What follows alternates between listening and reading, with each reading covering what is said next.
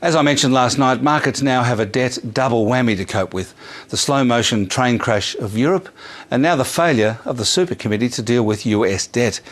They agreed that it must be dealt with and can't be left to the next generation, and then they did just that. The US Treasury paradox kicked in and investors rushed into 10-year bonds as a safe haven, even though they just became less safe. But the share market behaved more rationally and fell nearly 2%. Meanwhile, there were very heavy falls in Europe, although there was no particular event to cause it. Asian markets mostly fell as well, but by nowhere near as much. In fact, the Indian market even went up. The Australian share market fell about 0.2%, with Qantas among the biggest falls after the talks with the unions failed and they all headed off to arbitration.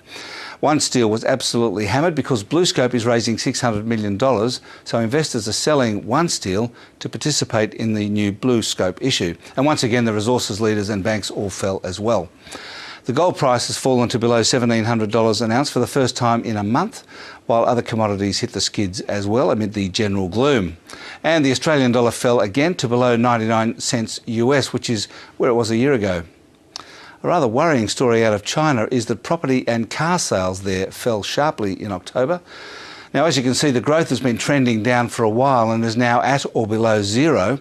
With Europe and America mired in debt, we need the Chinese to keep buying cars and houses, so they keep making steel and buying iron ore and coking coal from us.